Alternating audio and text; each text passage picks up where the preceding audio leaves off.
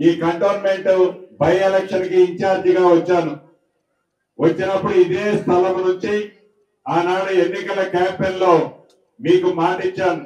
ఈ శాఖ మంత్రిని నేనే.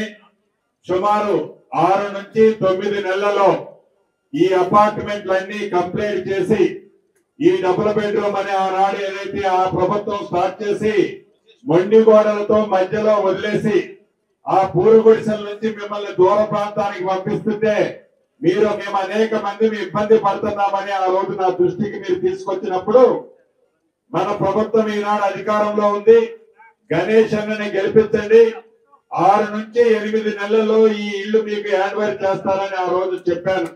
రాష్ట్ర వ్యాప్తంగా ప్రతి పేదవాడికి ఆత్మ గౌరవంగా నిలిచే ఇందిరమ్మ ఇళ్ల కార్యక్రమాన్ని చేపడుతూ జిహెచ్ఎంసీ పరిధిలోని అనేక డబుల్ బెడ్రూమ్లు ఆనాడు వివిధ స్థాయిల్లో ఆ ప్రభుత్వం గాలికి వదిలేసిపోతే వాటన్నిటినీ యుద్ధ ప్రాతిపదిక మీద గౌరవ ఇన్ఛార్జి మంత్రి వర్యులు పొన్నం ప్రభాకర్ గారు వాటిని పూర్తి చేపిస్తూ గౌరవ అధికారులందరినీ కూడా ఉరుకులు పెట్టిస్తూ ఏవైతే పెండింగ్ లో ఉన్న డబుల్ బెడ్రూమ్లతో పాటు ఒక ప్రణాళిక ప్రకారం 30 గజాలున్నా 50 గజాలున్నా 70 గజాలున్నా స్థానికంగా ఎవరు ఎక్కడ నివసిస్తున్నారో స్థానికంగా నివసించే దగ్గరే వాళ్ళకి ఒక ఇల్లు అపార్ట్మెంట్ టైప్ లో కట్టించినట్లయితే వాళ్ళు ఆనందంగా ఉంటారన్నది ముమ్మాటికి నిజం.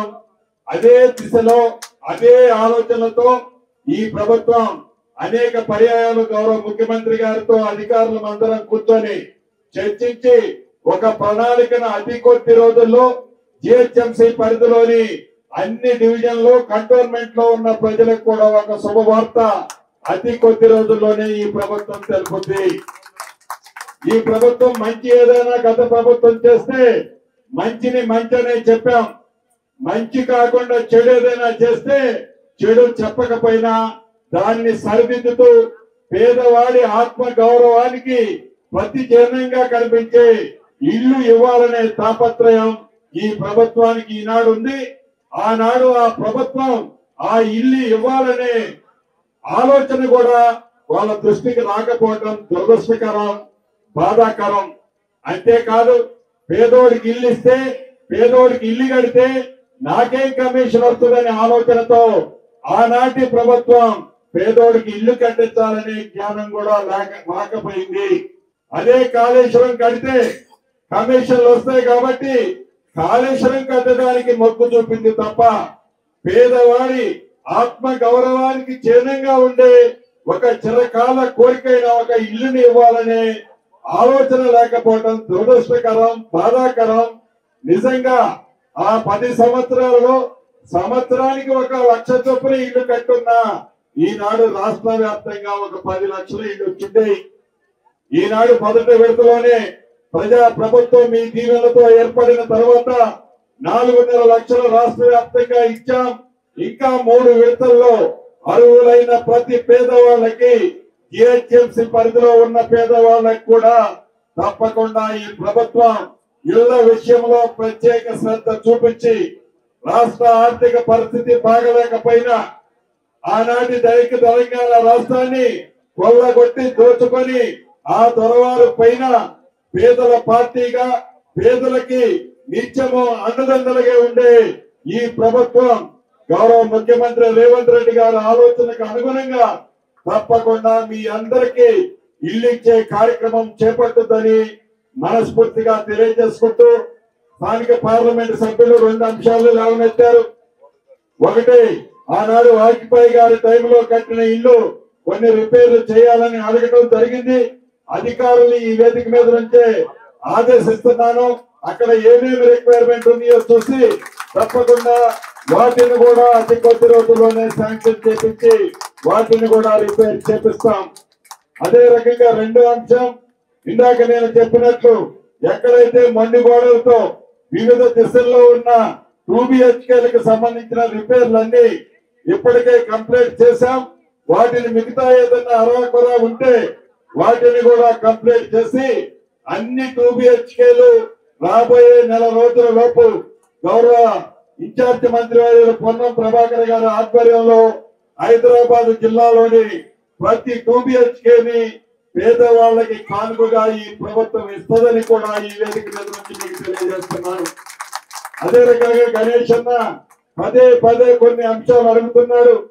ఒకటి, కంటోన్మెంట్ భూముల్లో రాజేంద్రన్ అనేక వేదికల మీద చెప్తుంటారు, తెలంగాణ రాష్ట్ర రెవెన్యూ భూముల్లో పేదోళ్ళు కొన్ని చోట ఇల్లు కట్టుకున్న దగ్గర ఇబ్బంది పెట్టొద్దని అనేక పర్యాయాలు నాకు చెప్పారు. అదే పద్ధతిలో కంటోన్మెంట్ ఏరియాలో కూడా కంటోన్మెంట్ భూముల్లో వాళ్ళ తాతలు ముత్తాతల నుంచి ఎవరైతే నివసిస్తున్నారో ఆ నివసించే భూముల్లో మీరు వాళ్ళకి మీ ఫ్రీ హోల్డ్ చేసినట్లయితే వాళ్ళకి కూడా ఈ ప్రభుత్వంలో పక్కా ఇల్లు కట్టించే కార్యక్రమాన్ని చేపడతాము. వారు కేంద్ర ప్రభుత్వాన్ని ఒప్పించి మెప్పించి ఆ ఆదేశాలు తేవాలని కూడా గౌరవ స్థానిక పార్లమెంటు సభ్యులను నేను అభ్యర్థిస్తున్నాను. ఇక గణేష్ అన్న ఇంకా 1-2 విషయాలు అడుగుతున్నాడు. ఒక శ్మశాన వాటిక కావాలి అని అడగడం జరిగింది. ఈ చుట్టూ ఎటు చూసినా కంటోన్మెంట్ ల్యాండే ఉంటది ఇక్కడ. కాబట్టి దానికి కూడా ఈటల రాజేంద్ర గారు పెద్దన్న తప్పకుండా కేంద్ర ప్రభుత్వాన్ని ఒప్పించి ఇచ్చినట్లయితే అక్కడ కూడా ఒక అద్భుతమైన శ్మశాన వాటికని ఈ ప్రభుత్వం ఏర్పాటు చేస్తుందని కూడా ఈ వేదిక మీద నుంచి పార్లమెంటు సభ్యులు గౌరవనీయులకు తెలుపుతూ మరొకసారి చివరిగా మీకు ఒక్క మాట చెప్తున్నాను. ఆ రోజు ఈ ప్రభుత్వం మాటగా నా మాటగా నమ్మి పూర్తి విశ్వాసంతో గణేష్ అన్నని మీరు దీవించారు, ఆశీర్వదించారు. ఆ మీరు చేసిన ఆశీర్వాదాన్ని, అభిమానాన్ని, ప్రేమని ఈ ప్రభుత్వ పక్షాన ఆ ఎన్నికల్లో ఏవైతే మీకు మాటలు ఇచ్చామో చెప్పామో ప్రతి కార్యక్రమాన్ని పేదవాడికి ఈ ప్రభుత్వ పక్షాన అందించడానికి సాయశక్తులా కృషి చేస్తానని మరొకసారి మీ అందరికీ తెలుపుతూ పెద్ద ఎత్తున జోరున వర్షం పడుతున్నా ఇప్పుడే 344 ఇల్లు మీకు ఇవ్వడం జరిగింది. ఆ కార్పొరేషన్ లో చూశాను ఆడబిడ్డల ముఖంలో ఆనందం. ఈ జన్మకి ఆ ఆనందాన్ని చూసిన తర్వాత అంత మంచి కార్యక్రమంలో పాలు పంచుకున్న తర్వాత ఈ జన్మ ధన్యమైందని మరొక్కసారి మీ అందరి సాక్షిగా తెలుపుతూ మీ అందరి దగ్గర సెలవు తీసుకుంటున్నాను.